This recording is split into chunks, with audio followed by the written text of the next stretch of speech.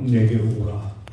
내가 너희를 쉬게 하리라. 아멘. 하늘에 계시는 하나님 아버지, 쉼이 없는 세상, 힘겹게 살아가는 이 어려운 세상, 바로 이런 세상을 살아가는 저희를 주님의 쉼으로 초청해 주시니 감사합니다. 아멘. 특별히 오늘은 하나님께서 인간의 쉼을 위하여 제정해 주신 안식일입니다. 이 안식일에 우리를 하나님의 쉼 가운데로 초청해 주시며 말씀으로 우리를 축복해 주시고자 인도해 주시니 감사합니다. 오늘 특별히 여기에는 우리 혈리에 함께 살아가는 이웃의 어르신들이 많이 참석을 했습니다. 하나님, 그들 각자의 형편과 처지를 제가 다 알지는 못하지만 하나님께서는 아실 줄 압니다. 이 노년을 사랑하는 이 모든 분들 형편과 사정을 따라 하나님의 은혜 가운데, 축복 가운데 사실 수 있도록 꼭 인도하여 주시옵소서. 아멘. 궁극적으로는 하나님께서 우리 인간에게 주시고자 하는 영생의 복을 누릴 수 있도록 구원해 주시옵소서. 아멘. 오늘 하나님께서 선택하신 종 오경왕 목사님을 통하여 우리에게 꼭 필요한 말씀, 인간의 삶의 쉼과 구원을 위하여 필요되는 말씀을 주실 때에 그 말씀이 우리 모두를 행복하게 하는 말씀 되게 하여 주시옵소서. 아멘. 특별히 오늘 이곳에 처음 참석하신 그 모든 분들 가슴 속에 깊이 새겨지는 영생의 말씀 되게 하여 주시옵소서. 아멘. 이제 시작하는 이 시간부터 마칠 때까지 하나님께서 이 시간을 인도하시고 축복해 주시옵기를 우리를 사랑하시는 예수 그리스도 이름으로 기도하옵나이다. 아멘.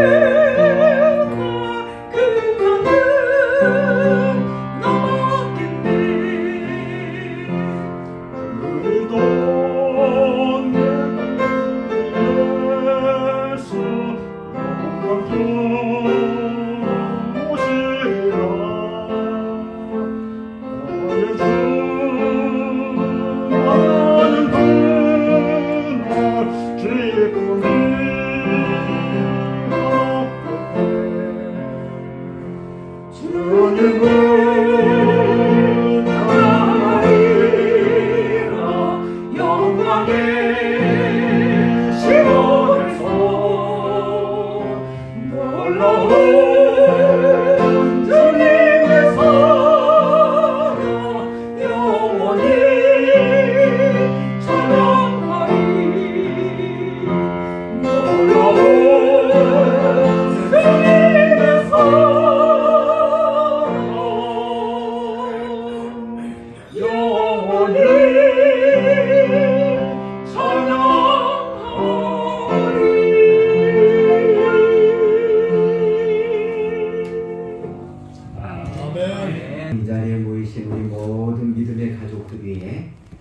음성이 넘치는 귀하고 소중한 시간이 되기를 기도드립니다. 아멘. 이 제가 와서 이 시간 쓸 때는 꼭 방금 전에 두 분이 특창을 합니다.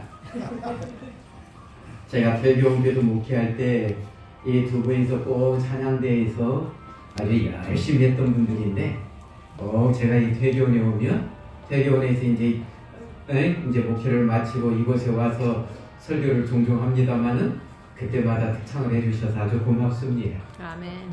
오늘도 하나님께서 영광 받으심을 인하여 감사드립니다. 아멘. 여러분 가을하면 생각나는 게 무엇입니까? 낙엽. 예? 낙엽? 낙엽 전에 단풍. 그러지요? 제가 지금부터 5일 전에 지난 화요일날 내장산을 들어갔습니다. 화요일입니다. 이 내장산 이렇게 갔더니 얼마나 많은 사람들이 오는지 모릅니다. 내장산은 뭘로 유명한 산입니까? 단풍으로 유명한 산입니다. 그러지요? 그런데 그 단풍으로 유명한 내장산도 봄에는 그렇게 이름이 나 있지 않습니다. 근데 왜 가을에 나 있습니까? 단풍이 아주 대단해서 그렇지요. 그러면 제가 이렇게 나뭇잎들을 볼 때요, 저는 봄에 그 싱그럽게 올라오는 나뭇잎들을 보면 얼마나 싱그럽고 정말로 예쁜지 모릅니다. 4월에 그 나뭇잎들은 모든 나뭇잎들이 하나의 꽃처럼 느껴질 만큼 아름다워요. 그런데 우리는 봄의 그 싱그러움의 그 잎보다 왜 가을의 단풍에 많은 사람들이 더 많이 빠져들고 열광합니까?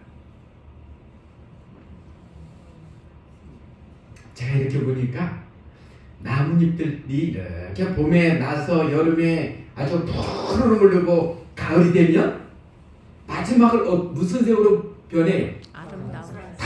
단풍인데 은행나무는 노란색, 또 나머지 또 나뭇잎 색깔들은 주로 붉은색을 많이 띠고 변하지요. 예. 제가 이렇게 보니까 나뭇잎들 중에서도 가을의 단풍잎들이 그렇게 아름다울 수 없더라고요. 야, 어쩌면 이렇게 아름다운 색으로 물들일 수가 있을까? 왜 이 나뭇잎은 마지막은 이렇게 아름다움으로 물들일까? 제가 이렇게 나름대로 생각해 봤더니요, 나 간다. 마지막으로 물을 들인 다음에 그들은 뭘로 변해요? 아까 낙엽으로. 아이고. 그러지요? 그 나뭇잎으로 또 봄에 싹이 나서 마지막을 다 마무리하고 낙엽으로 마지막 마무리하기 전에 그는 최고의 아름다움을 뭐예요? 풍기더라는 거예요. 사람들이 거기서 감동을 받아요. 우리 사람도 그렇습니다. 막 태어나서 싱그럽게 다 좋지만 어때요? 나이가 들어서 맛있게 익어간 분들, 그렇지요? 나이가 맛있게 익어가가지고 나이가 들어서 정말로 그 아름다움을 간직하려고 마지막에 인생을 마무리해가는 그 모습들이 얼마나 제가 볼 때는 진짜 아름다운 거구나. 여러분들 막 결혼한 30대의 그 신혼부부에게서 감동받아요. 80이 넘은 노부부들이 손잡고 걸어가는 모습에서 감동받아요. 80대. 어디서 감동받아요? 80대. 뭐 젊어서는 길거리에서 껴안고 그 애들 그래도 당연한 거. 그거 감동 그렇게 한 거예요. 그러나 나이가 80이 되고 이렇게 백발이 된 부부들이 손을 잡고서 오솔길을 둘이 걷는 모습을 보면 우리의 마음에 뭐가 밀려와요? 행복. 기쁨. 인생의 행복은 바로 저런 것인데 아멘. 그러지 않던가요? 근데 제가 이렇게 보니까 현리기 와서 보니까 아주 젊은 학생도 있습니다만은 대다수가 다 지금 뭐 해가고 있어요? 마지막 인생의 황혼기에서 익어가고 있어요. 단풍이 들고 네? 있어요. 네, 마지막 지금 단풍이 어떻게 되고 있어요? 들고 있어요. 단풍이 물들어가고 있는 분들이 이곳에 앉아 있어요. 아이고. 제가 오늘 또 우리 신목사님한테 이 설교 부탁을 받으면서 아까도 했더니 설교를 좀 쉽게 해달래요. 이 설교를 또 우리요 정말 오늘 제 이 말씀 속에 설교가 쉽지만 또 뭐도 같이 있어야 돼요?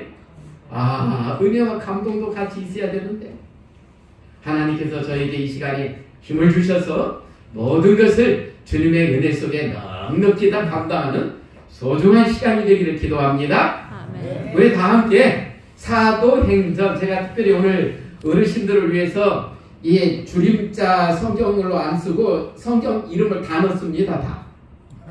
네, 그전 같으면 행자만 쓰는데 이건 이제 뭘로 썼어요? 사도행전. 성경에 사도행전이라는 책이 있어요. 그거 16장 31절 우리 다 같이 한번 봉독할까요? 시작합니다. 주 예수를 믿으라. 그리하면 너와 내 집이 구원을 얻으리라. 저는 오늘 이 말씀을 핵심으로 해서요. 구원의 복. 네? 야, 이 세상에서 어떻게 하면 진정한 구원을 누릴 수 있을까? 이 구원이 뭘까? 제가 이번에 우리 신목사님한테서요 부탁받은 설교 제목입니다. 네? 구원에 대해서, 예수님에 대해서 잘 좀 준비해달라고 해서 했습니다. 자, 이 내용을 우리가 아는 분들도 있습니다만은 제가 우리가 모르는 분들이 태반이라 이 내용을 좀 하겠습니다. 옛날 아랍의 어느 왕에게 재담이 풍부한 어릿광대 한 명이 있었습니다. 이 사람 이름은 이 사람이 삐에로라 그래요. 이 어릿광대는 평생 동안에 왕을 모시면서 열심히 왕을 위해 살아왔는데 이 사람이 왕을 위해 사는 일을 못했습니까? 왕에게 우승을 선사하는 거예요. 왕이 얼마나 힘듭니까? 네? 매일매일 스트레스 받는 일이 꽉 차는데 그러한 왕에게 시간을 내어서 어떻게 해요? 막 왕이 웃도록 해주는 게 이 사람의 역할이었습니다. 그런데 원숭이도 나무를 그렇게 잘 타지만 뭐 할 때가 있어요? 떨어질 때가 있거든요. 이 어릿광대가 왕을 그렇게 많이 행복하게 했는데 어느 날은 왕에게 큰 실수를 저지르고 말았습니다. 그랬더니 왕이 너무 그날 가지고 그냥 이성이 사라질 만큼 머리가 뚜껑이 열려가지고 신하에게 명령한다. 이놈 갖다 당장 죽여라. 왕이 너무 그날 아주 힘들었던 거예요. 그래서 이제 애한테 사형시켜라. 그래서 이제 끌고 나가서 사형시키기 위해서 이제 가두었지요. 그런데 사람이 화났을 때는 뭐 별 생각이 다 오지만 조금 지나고 나면 또 어때? 그러죠? 부부간에도 열받았을 때는 못 살겠지만 조금 지나면 또 어때요? 네? 경험해봐서 다 알잖아요. 왕이 가만히 혼자 이렇게 생각해 보니까 야, 그래도 이 친구가 나를 위해서, 나를 행복하기 위해서 그렇게 노력했던 친구인데 내가 사형을 시키라고 했으니 그것을 거두자니 내가 이 체면이 말이 아니고 그래도 이 친구에게 내가 뭔가 하나 선물을 좀 줘야 되겠다. 걔 좀 데리고 와라. 데리고 왔습니다. 그러면서 이제 데리고 오니까 왕이 그 어릿광대 하는 말이 뭐라 그럽니까? 네가 그동안 나를 위해서 충성하면 내가 잘한다. 그러나 내가 너를 죽이라고 사형 명령을 내렸기 때문에 그것은 거둘 수 없다. 그러니 내가 너에게 한 가지 호의를 베풀겠는데 네가 어떤 방법으로 죽을지 생각하고 나에게 답해라. 여러분 사형 방법은 여러 가지가 있습니다. 그러지요? 응? 뭐 목을 매다 우리나라는 주로 교수형 목을 매달아 많이 죽였어요. 또 총살 미국 같은 경우도 전기 의자에 앉아서 통닭구이 하듯이 또 이렇게 해서 또 죽이더라고요. 요즘 사용할 때 보니까. 그래서 이제 왕이 어느 정도 시간을 줬어요. 그 다음에 이제 다시 불러왔어요. 너 이리 와라. 그래. 이제 왕이 하는 말이 뭐예요? 너도 이제 다 준비됐지? 자, 이제 모래시계가 내리는데 이게 다 떨어지면은 네가 이제 그때 나에게 답을 줘. 그럼 내가 그대로 해줄게. 이 모래시계라는 게 이게 오래 걸립니까? 바로 내려갑니까? 이게 몇십 초 안 걸립니다. 드디어 다 쏟아졌습니다. 이윽고 왕이 이제 물었습니다. 그래 너 결정했니? 아예 왕이여 제가 결정했습니다. 그래 이제 어떻게 너를 죽여주면 좋겠는지 이야기해봐요. 그랬더니 이 어린 광대가 말하기를 아주 왕에게 너무 감사하다. 그동안 왕이 베풀어주신 은혜도 감사하고 이 순간에 제가 이렇게 어떻게 죽을지 저에게 선택할 수 있도록 기회를 주신 더 감사하다고. 그러면서 이 어린 광대가 왕에게 깊이 감사를 하더니 하는 말이 뭐라 그래요? 왕이여 제가 결정했는데 저는 늙어 죽기로 결심했습니다.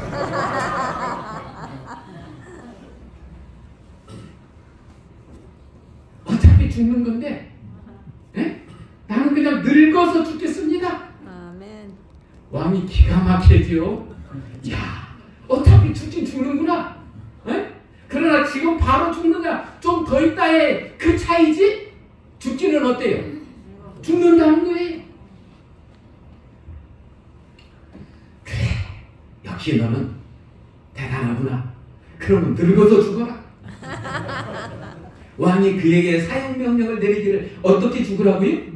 늙어서 죽으라고 명했습니다. 그래서 그 어린 광대는 늙으면 죽어야 돼요. 그런데 이 어린 광대만 사형 선고를 받은 것이 아니라 이 땅에 태어난 모든 사람은, 현재 살고 있는 모든 사람은 다 뭘 받았습니까? 다 사형 선고를 받았습니다. 단 좀 더 오래 사느냐, 좀 더 짧게 사느냐의 차이밖에 없습니다. 다 죽습니다. 왜 그러는가? 우리가 성경 말씀 로마서 6장 23절에 보면 이렇게 말씀하셔요. 우리 다 같이 한번 읽을까요? 시작합니다. 죄의 싹은 사망이에요. 우리는 모두 죽음의 운명을 가지고 태어났다고 선언되어 있습니다. 그래서 그 갓난 아이가 엄마 뱃속에서 태어나서 제일 먼저 하는 일이 뭐예요? 우는 일이에요. 왜요? 걔가 뭐 아는지 모르겠습니다만은 내가 이제 이 험한 인생길 살아갈 길이 열렸구나. 응? 엄마 뱃속에 있을 때가 제일 편했는데 내가 이제 이 험한 세상 살아갈 길로 드디어 나왔구나.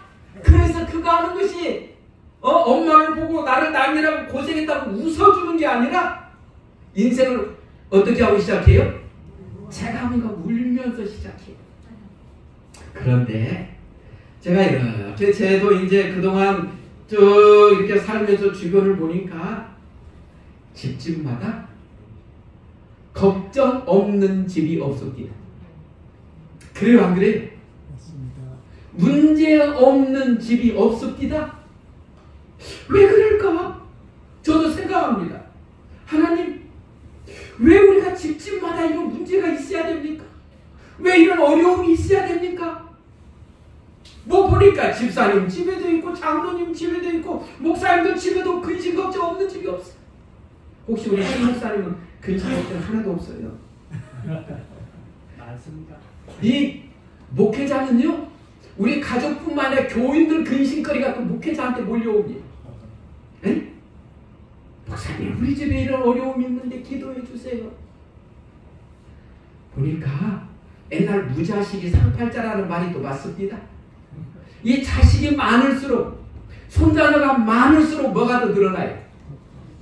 에? 걱정거리가 더 많이 늘어납니다. 그러지요?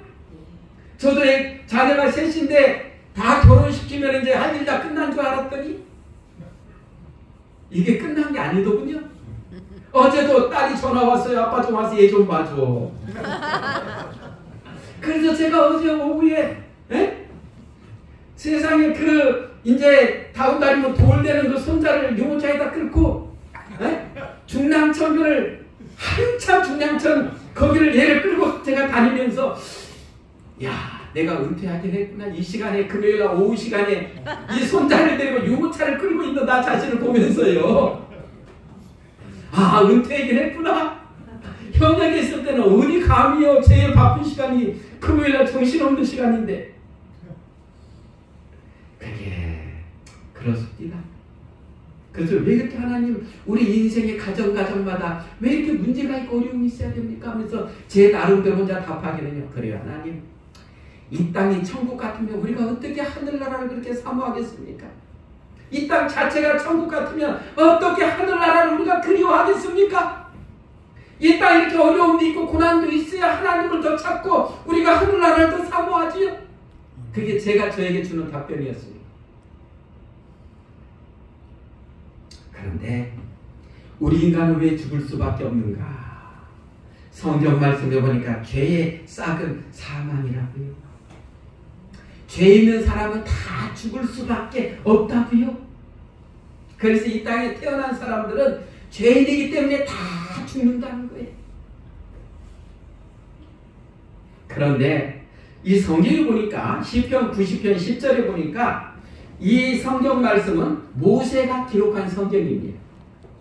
지금으로부터 약 3,400여 년 전에 모세가 기록한 성경인데 이 모세는 그때 이렇게 이야기해요. 우리의 연수가 70이요 강건함은 80이라도 그 연수의 자랑은 수고와 슬픔뿐이요 신속히 가니 우리가 날아가나이다. 와, 약 3,400년 전의 세상을 지금 우리에게 보여주고 있어요. 모세 당시 사람들의 수명이 보통 몇 살이었다는 거예요? 70살. 건강하면요 80살. 저는 이 내용을 이렇게 보면서요, 오늘날 우리도 그렇습니다. 70대에 죽으면 좀 아쉽다 그러고, 그래도 80 넘어서 죽으면 솔직히 우리 뭐라고 이야기합니까? 그래도 인생 뭐 살 만큼 살았지, 뭐 80 넘었으면 되지, 이런 게 우리에게도 있어요 없어요? 솔직히 있잖아요. 근데 모세 당시에 그랬더라고요. 근데 그 다음 내용을 보세요. 여기 보니까 우리가 70이요 강건하면 80인데 그 연수의 자랑은 수고와 슬픔뿐이요. 인생이 그렇게 어려움이 많은 것 같아요. 지금 이렇게 인생 자체가 보니까. 그리고 그 인생이라도 좀 더 살고 싶어서 발버둥 치는데 우리가 뭐 한다고요? 날아간다고. 올 한 해 엊그저께 시작한다고 막 한 것 같은데 벌써 어느 세월이 와 있습니까? 11월입니다. 우리 홍 목사님도 조금 있으면 나이 한 살 더 올라갑니다. 이게 젊어서, 이 학생 같은 경우는 1년이 길다고 느낄 거예요. 네? 젊어서는요 나이 올리려고 노력, 친구들한테도 그러지요? 네? 내가 야, 그런데 나이가 들면 어때요? 내리고 싶어요. 그런데 참 놀라운 것은 인생이 나이가 들수록 세월이 빨리 간다고 느낍니다. 그래서 모세도 말하기를 우리가 날아간다라고 말합니다. 인생이, 특별히 오늘 현립교회에 앉아 계신 분들은 지금 인생이 날아가고 있는 특히 그런 연세에 와 있습니다. 나이가 20살 때는요 인생이 시속 20km로 달린대요. 나이가 30살 때는 인생이 시속 30km로 달리는 것 같아요. 그러나 이제 50이 되면 시속 50km, 60이 되면 시속 60km, 80이 되면 시속 80km 더 빨리빨리 인생을 달려가는 거 지금 문제예요. 우리가 지금 그래서 이곳에 있는 분도 대다수 보니까 시속 60, 70, 80 막 이렇게 달리고 계신 분들이 지금 그러지요? 그러니까 세월이 굉장히 지금 빨리 가고 있어요. 그런데 우리는 이 슬픔과 이 수고가 많은 이 땅일지라도 좀 더 오래 살고 싶어서 보약도 먹고 하는데 인생이 어때요? 뜻대로 안 되잖아요. 이러한 정말로 죽음 앞에서 속절없는 우리를 향해서 하나님께서는 더 죽음을 향해서 달려가지. 그러나 원래 죽으라고 만든 존재가 아니야. 그리고 이 땅에서 살지만 또 영원히 살 수 있는 길이 있어. 그걸 우리에게 가르쳐 주죠. 우리 오늘 처음 읽었던 사도행전 16장 31절 다시 한번 읽기 시작합니다. 주 예수를 믿으라. 그리하면 너와 내 집이 구원을 얻으리라. 이 구원이라는 게 뭐예요? 주 예수를 믿으라는데 예수가 누구예요? 여러분, 여기 예수가 누구예요? 하나님의 아들. 자, 우리 예수님에 대해서 제가 잠깐 살필게요. 예수, 그는 누구인가? 예수님을 믿지 않는 사람들도 말합니다. 예수님은 누구라고 가르쳐요? 뭐 세계 3대 성인, 4대 성인에는 꼭 누가 들어갑니까? 예수님이 들어가요. 예수가 들어가요. 그러지요? 그러면 성인이라는 뜻은 뭐예요? 세상 사람을 볼 때는 거룩한 사람이라는 거예요. 비록 저 사람들은 사람으로 태어났지만 아주 거룩하게 살아간 사람들이라는 게 성인이에요. 그럼 어찌하여 온 세계에 그렇게 많은 사람들이, 우리 한국도요, 우리 대한민국 인구의 약 4분의 1이 예수님을 잘 믿는 사람들이에요. 그러면 왜 사람들은 예수님을, 온 세계 사람들은 그렇게 존경하고 그분을 따르고 그럴까? 우리는 예수님이 누구인지 성경에서 그 답을 한번 볼게요. 자, 예수님은 누구라고요? 하나님이라고요. 요한복음 1장 1절로 3절에 보면 예수님에 대해서 이렇게 말씀하고 계십니다. 태초에 말씀이 계시니라. 이 말씀이 하나님과 함께 계셨으니 이 말씀은 곧 하나님이시라.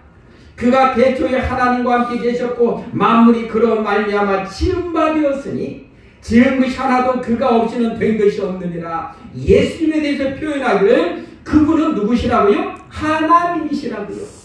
그분이 온 우주와 세계와 사람들을 창조하신 창조주 하나님이시라고 우리에게 성경은 답을 주고 있습니다. 아멘. 아하, 그래서 먼저 알아야 될 것은 예수님은 누구시라고요?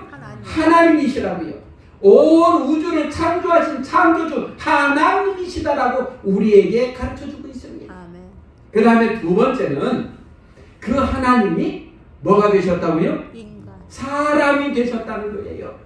우리가 빌립보서 2장 6절로 7절에 보면 그는 근본 하나님의 본체신 하나님과 똑같은 분이시나 하나님과 동등됨을 취할 것으로 여기지 아니하시고 오히려 자기를 비워 종의 형체를 가져 사람들과 같이 되었고, 하나님이 사람이 되셨다는 거예요. 하나님이 인간이 되셨다는 거예요. 왜 그러는가? 원래 하나님께서 사람을 만드셨을 때에는 죽으라고 만드셨을까요? 영원히 살라고 만드셨을까요? 한 가지 질문이에요. 오늘 오전에 우리 박옥자 집사님 퀴즈 잘합니다. 우리 박옥자 집사님한테 질문할까요? 아주 쉬워요. 하나님께서 만드신 최초의 사람 이름이 누구예요? 남자 이름. 예? 아담. 아, 똑똑하셔요. 그러면 손장군이 여자 이름은 누구예요? 하와. 네. 하나님께서 세상을 창조하시면서 만드신 사람 중에 남자가 있고 여자가 있어요. 근데 남자 이름은 아담이고 여자 이름은 하와예요. 그 사람들이 하나님께서 만드신 최초의 사람이에요. 사람들이 예수님 안 믿는 사람들도 어떻게 아담 하와들을 많이 알아요. 그런데 하나님께서 아담과 하와를 만드실 때는 죽으라고 만드신 게 아니라 영원히 살라고 만드셨어요. 그러나 안타깝게도 아담과 하와가 하나님의 말씀을 불순종하고 마귀의 말을 따름으로 인하여서 인간은 뭐 할 수밖에 없게 되었습니까? 죽을 수밖에 없는 죄인이 되었어요. 그때부터 사람은 죽음 앞에 내몰리게 되었고, 그때부터 지금까지 사람들은 죽어가고 있다는 거예요. 네? 이러한 우리 죽을 수밖에 없는 사람들을 구원하시기 위해서 하나님이 사람이 되셔서 이 땅에 태어나셨다는 거예요. 그래서 예수님은 예수님의 여러분 그 인간적인 어머니 이름이 누군지 아시죠? 누구예요? 마리아. 잘하셔요. 그러죠? 그럼 마리아는 잘하는데 또 예수님의 그 육신적인 아버지로서 예수님을 돌보도록 해준 그 아버지 이름은 누구예요? 인간의 아버지 요셉. 그러죠? 그런데 예수님은 아버지가 요셉이고 어머니가 마리아니 두 분 사이에 부부관계에서 태어나신 분이 아니고, 이 마리아가 처녀로 있을 때에 하나님께서 성령으로 마리아에게 역사하셔서 마리아가 하나님의 능력으로 남자의 씨와 상관없이 잉태를 하셨어요. 그분이 예수님이셔요. 그러니까 예수님은 사람의 자녀로 오신 것이 아니라 어때요? 특별한 섭리로서 남자의 씨가 아니라 성령 하나님의 역사심 속에서 잉태돼서 이 땅에 그분이 태어나셨어요. 그리고 33년 반 6개월을 사시고 돌아가시는데, 그분이 십자가에서 이제 돌아가시는데 왜 그러시는가 보니까 우리를 위하여 십자가에서 돌아가시는데요, 빌립보서 2장 8절에 보면 사람의 모양으로 나타나셨음에 자기를 낮추시고 죽기까지 복종하셨으니 곧 십자가에 죽으심이라. 예수님이 이 땅에 오셔서 제일 그 당시 악한 사람들이 받는 이 십자가에서 운명하셔요. 근데 예수님은 죄도 하나도 없으신 분인데 왜 십자가에서 돌아가셨어야 됩니까? 우리의 죄를 위하여. 그러지요.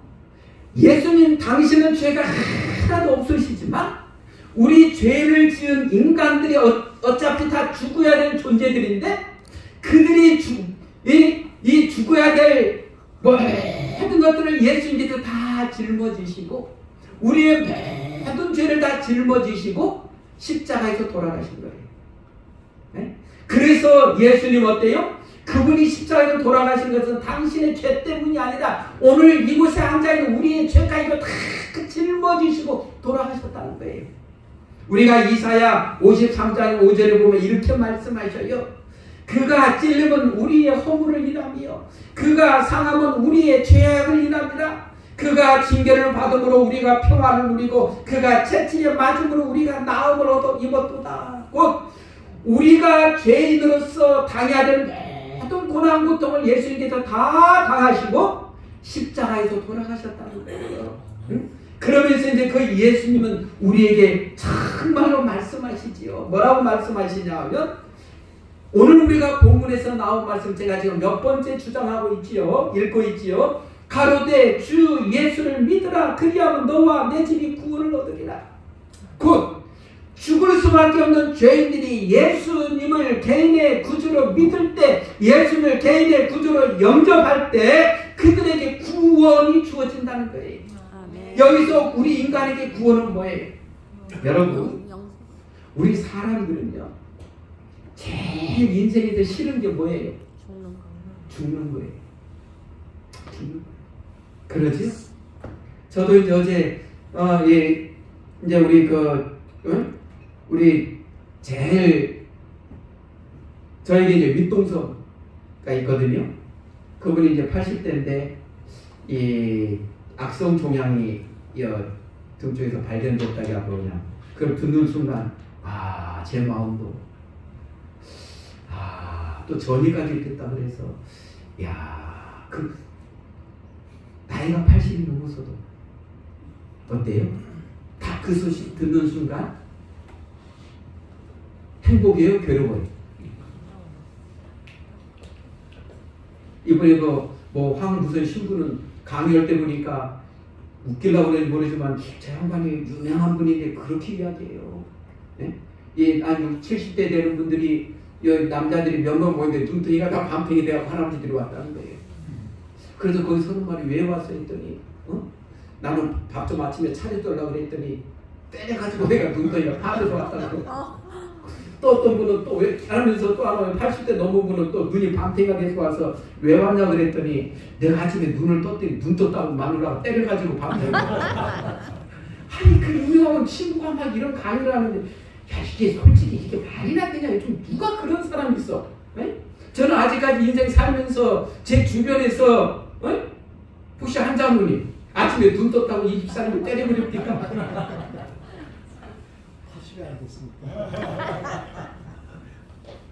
그런데 왜 저런 강의를 해갖고 자꾸 저렇게 이상한 걸 가르칠까?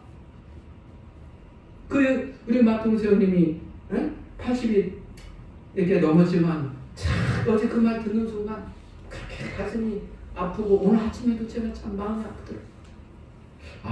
저 정도 되면 얼마 못 사는데 사람은요 죽는 것이 제일 싫어. 안 그렇습니까? 솔직히 죽는 게 싫어요. 왜 사람들은 죽는 걸 싫어합니까? 왜 오래 살고 싶어 합니까? 그거는 하나님의 영생. 인간의 DNA 속에 들어있어요. 네. 하나님께서 사람을 창조하실 때 죽으라고 만들지 않으시고 다 살라고 만들어 놓으셔서 우리 인간들 속에는 다 그 영원한 삶에 대한 갈망이 있어요. 그래서 세계적으로 종교들이 그렇게 많은 거예요. 종교의 핵심이 뭐예요?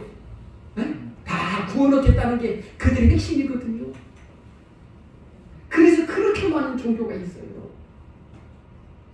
그런데 성경은 예수님 안에 구원이 있다고 말씀하셔요. 이 세상에 많은 종교들이 있지만 예수님만이 진정한 구원이 있다고 우리가 말씀하셔요. 왜 그래요? 그분이 창조주 하나님이시니까.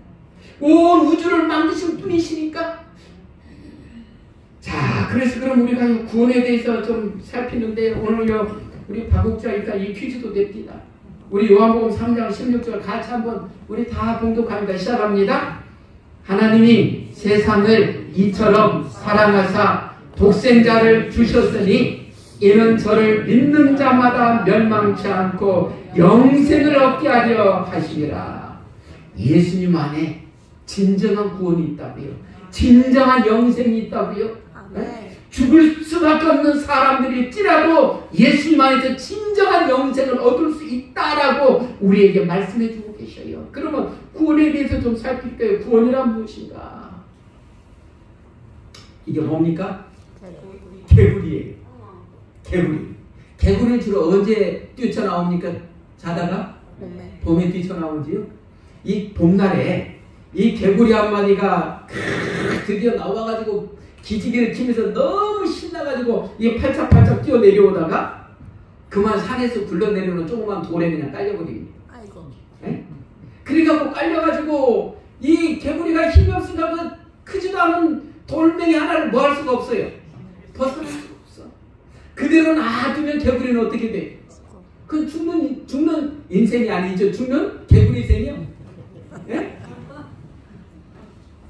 그래갖고 개구리가 그냥 이제 비명 질러봤자 누가 개구리 비명 소리 들어주지도 안 하고 이제 나 죽었다 하고 기다리고 있는데 어떤 꼬맹이 하나가 그 길을 팔짝팔짝 또 봄 됐다고 신난다고 뛰어오다가 돌멩이 하나 이렇게 있으니까 우리 어렸을 때 돌멩이 같은 게 길거리 있으면 어때요? 발로 차야 좀 직선이 풀리잖아요. 애가 따로 발로 찼더니 그 밑에도 뭐가 튀어나와요? 개구리가 팔짝 뛰면서 하는 말이 뭐라고 그랬을까요? 아이고 죽을 뻔했네. 네? 개구리에게 있어서 그것은 뭐예요? 구원이에요. 그러죠? 그러나 그것은 계획된 구원이 아니라 우연하게 이루어진 구원이에요.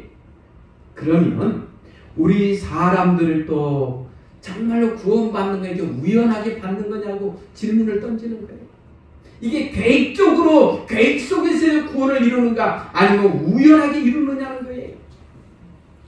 그러나 우리가 성경 말씀을 보면 우리 인간들의 구원은 우연하게 이루어지는 것이 아니라 하나님의 철저한 계획 속에서 이루어져 있다는 거예요. 아멘. 오늘 이곳에 우리가 앉아있는 이유도 하나님께서 주시는 구원을 우리가 뭐하기 위해서요? 하나님 안에서 내 걸로 만들기 위해서 삼기 위해서 지금 이곳에 있는 거예요. 우리가 마태복음 1장 21절에 보면은요 이렇게 말씀하셔요. 우리 다 같이 우리 봉독합니다. 시작합니다. 아들을 낳으리니 이름을 예수라 하라. 이는 그가 자기 백성을 저희 죄에서 구원할 자이시니라. 처녀 마리아에게 천사가 찾아와서 너 이제 잉태한다. 나 남자도 모르는데요. 성령 하나님의 역사도 특별히 잉태되는데 그 아이는 이름이 뭐라고요? 예수라 하는데 이는 자기 백성을 저희 죄에서 구원할 자라는 뜻이 그 속에 담겨 있어요. 그러니까 예수님께서 이 땅에 오신 이유가 죽을 수밖에 없는 사람들을 뭐 하시기 위해서요? 구원하시기 위해서 이 땅에 오셨다는 거예요. 어디에서요? 죄에서부터. 그 죄에서 구원을 받아야 되니까. 그러면 죄에서의 구원을 잠깐 살펴요. 죄의 구원은 무엇인가? 첫째는 죄의 근성, 습관, 죄의 생활에서 건져내는 거예요. 사람은요, 얼마나 참 연약한지. 아침에 금방 눈 뜨고 결심해도 조금 있다 보면 어때요? 예? 무너지는 자기 모습 속에서 비참함을 느낀 적 있어요, 없어요? 많아요. 네? 내가 우리 자식에게 이제 절대 화 안 내고 악담 안 하고 나쁜 말도 안 하고 사랑하겠다. 이런 결심 엄마들 한두 번 했습니까? 한두 번 했어요? 그날 나중에 보면 어때요? 조금만 또 지나면 또 뚜껑 열려가지고 한바탕 해대고 또 닫아. 미안하고. 이게 이 생활에서 벗어나게 해주신다는 거예요. 두 번째는 뭐예요? 죄의 결과로는 비참한 운명에서 인간을 건져내시겠다는 거예요. 죄의 결과가 뭔지 우리가 지금까지 봐봐서 알잖아요. 죄의 결과로 뭐가 왔다고요? 죽음이 왔다는 거잖아요. 이거 두 개는 인간이 어떻게 내 힘으로 할 수 없는 것들이더라고요. 그러나 하나님께서는 이 길을 우리에게서 해주시겠다는 거예요. 딱 여기 보니까 천사로 보여요? 마귀로 보여요? 마귀. 이 존재가 참, 원래는 마귀도 천사였는데 아주 나쁜 짓 많이 하다 보니까 이렇게 고약하게 변해버렸어요. 여러분, 사람도 그렇습니다. 여러분들이 거울을 보고 사람 볼 때마다 미소 짓는 이렇게 훈련을 하고 이렇게 하면은요, 인상이 굉장히 부드러워지고 누가 봐도 멋있게. 근데 매일 거울 보고 인상만 써대보세요. 누가 봐도 어때요? 한 1년만 그래도 인상이 확 바뀌어요. 이 마귀가 오늘도 우리로 하여금 죄짓게 만들고 자꾸 나쁜 짓을 하라고 만드는데, 그런데 이 사람들은요 참 묘하게 오늘날 우리가 진정으로 죄에서 벗어나려면 먼저 나 자신을 깊이 알고 회개하고 이 거듭남의 삶이 주어져야 되는데, 제가 우리 천세훈 목사님께서 쓰신 글 중에 제가 아주 이 글을 제가 아주 그때 감동적으로 읽었어요. 이 나이 지긋한 한 노인이 감옥에 이제 가게 됩니다. 여러분, 감옥은 가야 돼요, 안 가야 돼요? 네? 안 가야 돼요. 이거는 진짜로 에이, 감옥은 그렇잖아요? 근데 이 나이가 지긋한 어르신 한 분이 감옥에 가게 됐어요. 근데 감옥에 가면 제일 무서운 존재가 간수예요? 그 감방의 장이에요? 감방장. 네? 감방장. 감방장이요. 그래서 이 노인네가 드디어 이제 감옥에 가서 이제 자기 딱 배정받은 감방 문을 열고 들어갈 때 제일 이제 신경 쓰는 사람이 감방장이에요. 또 감방장은 그 안에 있는 사람들 중에서 제일 또 이거잖아요. 그 사람은 이제 딱 그날 신입 죄수가 온다니까 딱 앉아서 이제 인사받고 이제 좀 폼 좀 잡으려고 딱 앉아 있어요. 그런데 이 노인네가 이제 나이가 다 노인네가 감방 문을 열고 간수를 통해서 들어가서 딱 누구를 제일 봐요? 감방장을 맞춰서 딱 앉아서 아주 오야지를. 그랬더니 서로 이렇게 눈을 딱 인사하고 90도 인사를 한 다음에 딱 눈을 마주쳤는데 갑자기 앉아있던 감방장이 벌떡 일어나더니 이 노인네 와서 그냥 손을 덥석 잡더니 하는 말이 뭐라 그래요? 아니, 사돈이 여기 웬일로 오셨습니까? 아이고. 감방에서 누구를 만났어요? 사돈을 만났어요. 여러분, 사돈 관계는 얼마나 어려운지 몰라. 그러지요? 왜 그래요? 그래서 옛날에는 사돈 앞에서도 냉수 마시고 이쑤시개로 쑤셔야 돼. 먹을 게 없어서 냉수만 마셨어도 사돈 앞에서는 고기 씹은 것처럼 이쑤시개로 해야 우리 자녀가 상대에게 무시당하지 않을까. 그래서 이제 사돈이 깜짝 놀라서 인사를 하고, 아니, 사돈 영감 여기 웬일로 오셨습니까?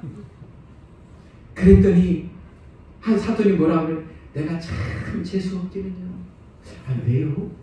그 사돈 영감도 안다시 우리 동네 가면 저쪽 가면 상길이 가다 보면 논도 있고 밭도 있지 않소? 있지요? 그날 내가 그 길을 가다가 새끼줄이 하나 있어서 새끼줄 하나 들고 왔더니 재수없이 송아지가 끌려갔나? 자기를 뭐만 가져왔는데 새끼줄 하나 있어서 새끼줄 하나 그냥 들고 왔는데 왜 재수없이 송아지가 끌려왔냐? 그래서 그렇습니까? 또 물어. 그러면 사돈은 여기 왜 왔습니까? 벌써 내용 아시지요? 그랬더니 그 사돈 이야기 하는 말이 자 우리 어디 가면 뭐 백화점이 가면 큰 거 있지 않소 사돈? 아 있지요?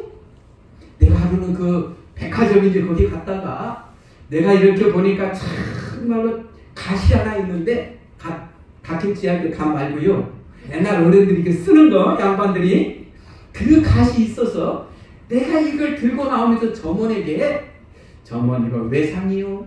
이 말 안 하고 들고 나왔다고. 아이고. 네? 자기를 지금 어땠다는 거예요? 도둑놈으로 지금 끌고 왔다는 거예요. 주로 감옥에 있는 많은 사람들은 자기의 잘못을 뉘우치기보다 잡혀온 것 자체가 재수없다 그러고 그러지요? 그리고 그들이 대표적으로 하는 말이 유전무죄. 무전유죄. 돈 많은 사람들은 수십억 해먹고도 감옥에도 안 오는데 우리같이 없는 사람은 조금 하고 들어왔다 오히려 그들은 거기서 회개하기보다 뭐예요? 원망한다. 그러니 마가 그렇게 그들에게 큰 뭐가 있겠습니까? 그래서 우리 사람들은 진정으로 나 자신을 잘 알아야 돼요. 오늘도 그래요.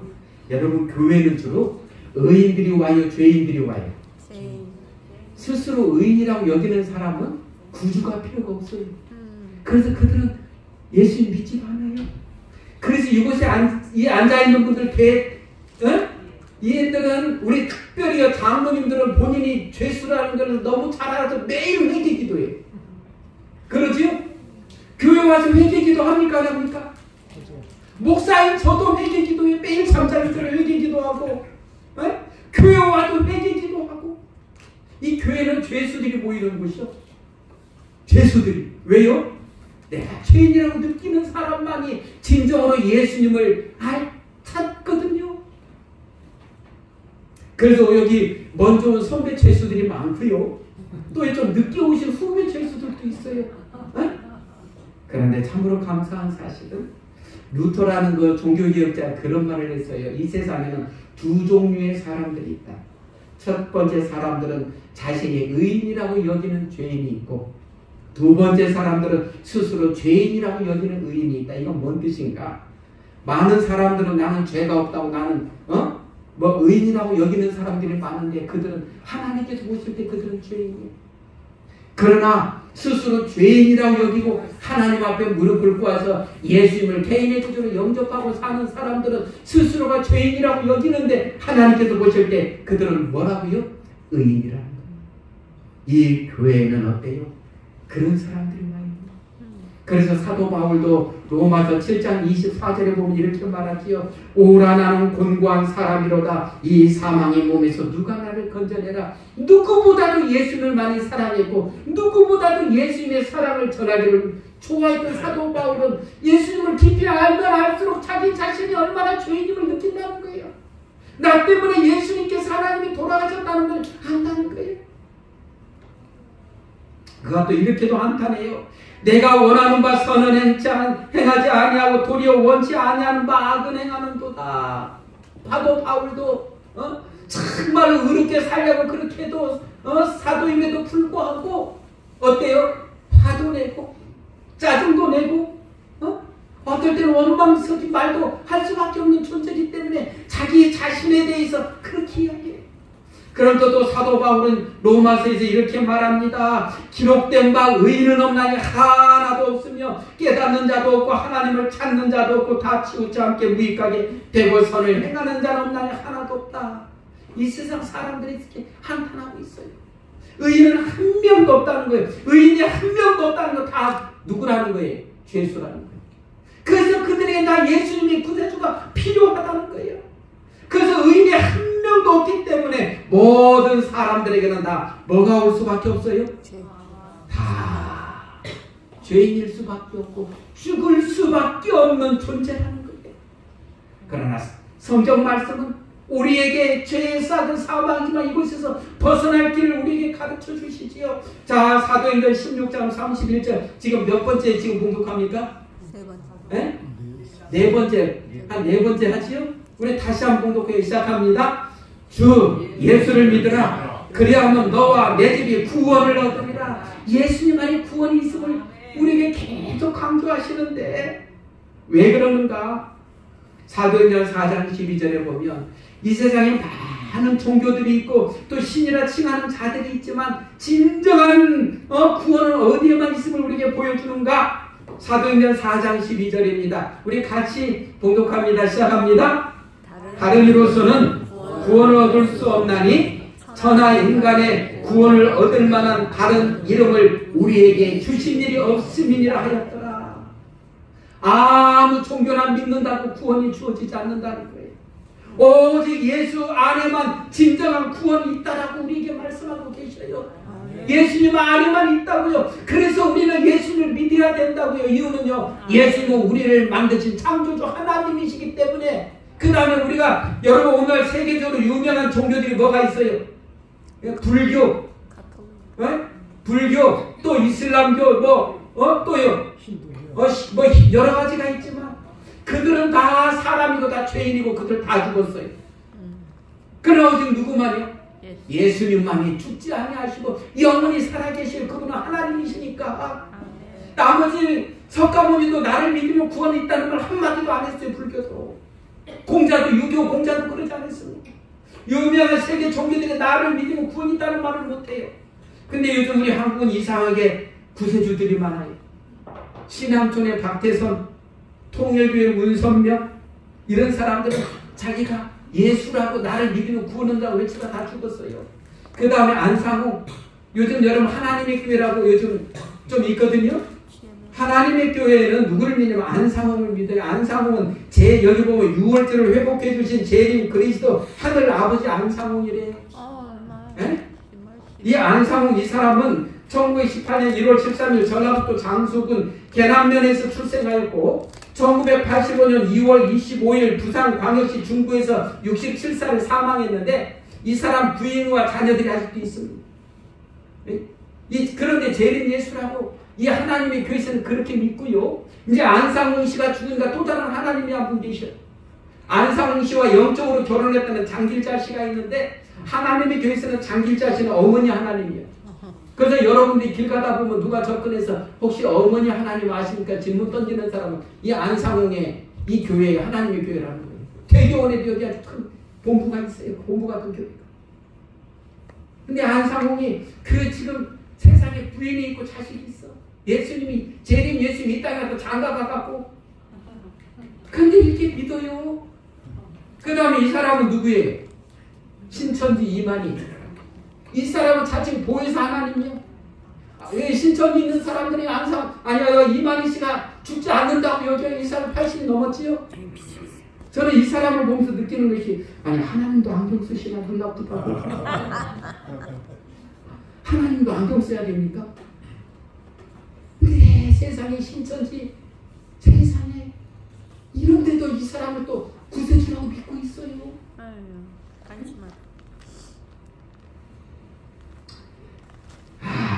우리 예수님은 어떻게 재림하실 것인가? 하늘로 올라가신 예수님은 다시 오겠다고 약속하셨지요. 데살로니가전서 4장 16절 17절에 보면 주께 소령과 천사장의 소리와 하나님의 나팔로 진이 하늘로 쫓아 강림하시리니 그리스도 안에서 죽은 자들이 먼저 일어나고 그 위에 우리 살아남은 자도 저희와 함께 구름 속으로 끌어올려 공중에서 주를 영접하게 하시리니 그리하여 우리가 항상 주와 함께 있으리라.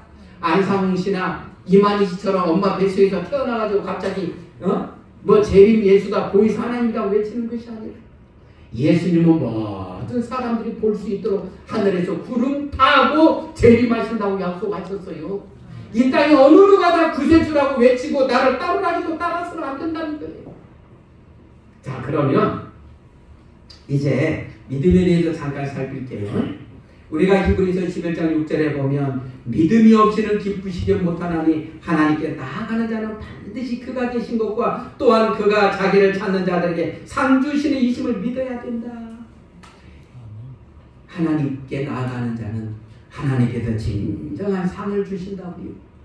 근데 그 상은 무엇인가? 우리가 아까 봤지요. 하나님이 세상을 이처럼 사랑하사 독생자를 주셨으니 이는 저를 믿는 자마다 멸망치 않고 영생을 얻게 하려 하신다. 이것을 믿으라는 거예요.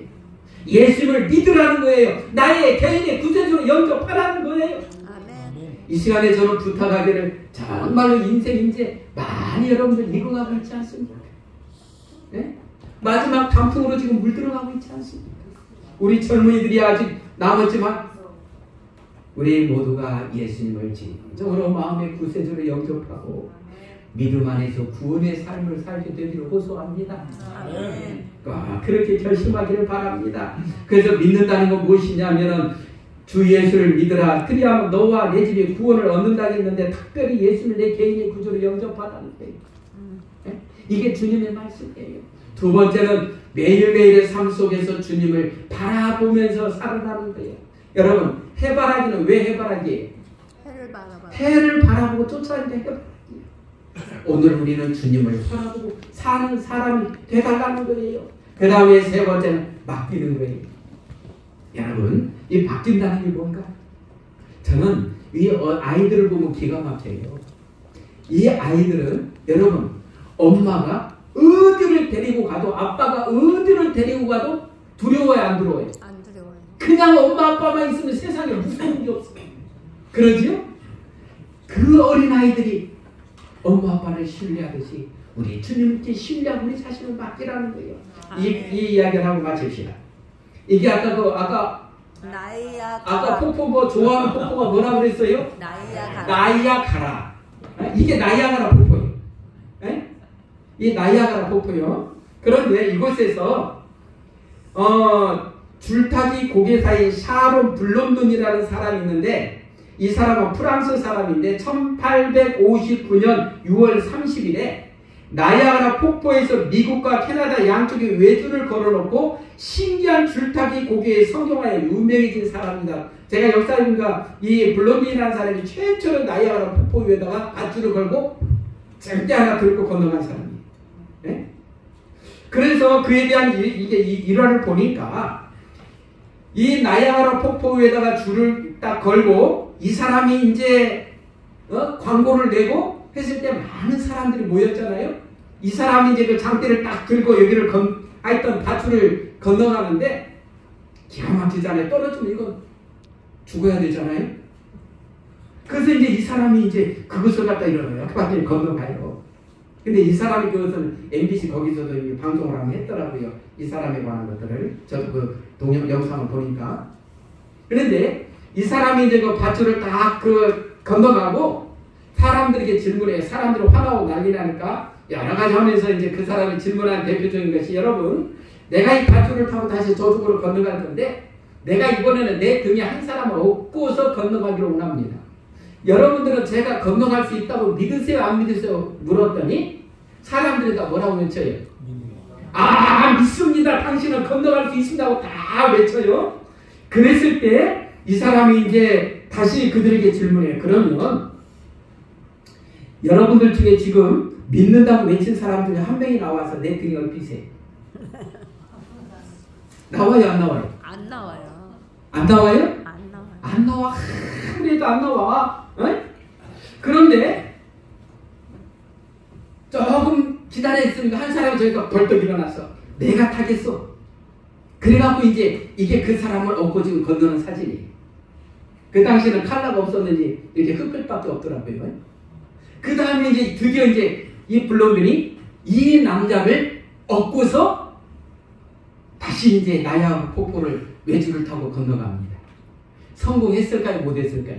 성공했어요. 예? 성공했어요. 성공했어요. 우리 집사님 믿음이 아주 좋아요. 예? 이 사람이 성공을 했습니다. 근데 사람들은 이제 이 블론딘이라는 이 사람보다 등에 올라탄 사람이 더 어때요? 신기한 거예요. 저 어떻게 저럴 수가 있을까? 근데 이렇게 그 내용을 보니까 그 사람은 누구냐면 이 블론딘의 매니저였더라고요. 매니저가 올라탔어요. 나중에. 그 사람에 대한 뭐가 있으니까요? 믿음. 신뢰가 있으니까. 신뢰가 없이는 못합니다. 그러지요? 저는 이 내용을 보면서요. 주님, 우리 예수님께서 이 땅에 오셔서 우리를 위해서 돌아가시고 3일 만에 부활하시고 40일 위해 승천하시잖아요. 하늘에 계시면서 재림을 약속하셨는데 우리 예수님께서 이 땅에서 하늘까지 외주를 걸어 놓으셨어요. 그리고 하시는 말씀이 뭐라고 하셔요? 너희도 올라타. 내가 어디까지 데려가겠다고요? 하늘까지 데려가겠다고요. 그 약속을 주셨어요. 오늘 어떻게 이곳에 있는 여러분들을 나의 인생을 진정으로 예수님한테 맡겨서 예수님의 등을 타고 여러분들 저 하늘까지 가서 영원한 생명을 주님과 더불어 누릴 마음 있습니까? 정말 그럴 믿음 있습니까? 그런 분들만 자리에서 일어나 보세요. 나는 내 인생을 진정으로 예수님께 맡기겠습니다. 그리고 예수님 안에서 나의 삶을 살겠습니다. 여러분들의 삶을 진정으로 예수님께 맡길 때에 우리의 삶에 하나님의 은혜가 함께하고 하나님의 축복이 함께하실 것입니다. 우리 모두 주님 안에서 믿음의 맛있는 삶을 사는 우리 모두가 되셨다가 주님 오시는 그날의 저 하늘에 가서 영원한 영생을 누리는 우리 모든 식구들이 되기를 기도합니다. 제가 기도하고 마치겠습니다. 하늘에 계시는 아버지 하나님 감사드립니다. 오늘 우리를 이곳까지 불러주셔서 감사드립니다. 오늘 우리에게 주님의 말씀을 가르쳐 주셔서 감사드립니다. 우리를 위해서 하나님이신 분이 인간이 되어서 이 땅에 오셨습니다. 그리고 우리의 모든 죄를 짊어지시고 십자가에서 돌아가셨습니다. 그리고 부활하여 하늘로 가신 주님께서 약속하십니다. 참으로 나를 믿으라. 그래야만 너와 내 집이 구원을 영생을 얻으리라고 약속하셨습니다. 이곳에 머리수 우리 모두에게 주님 그러한 믿음 주셔서 감사드립니다. 우리의 평생을 주님께 맡깁니다. 주님께 의지합니다. 우리의 앞길을 이끌어 주시고 축복해 주시고 우리의 삶을 하늘까지 이끌어 주시옵소서. 우리를 사랑하시는 예수님 이름으로 기도드립니다. 아멘.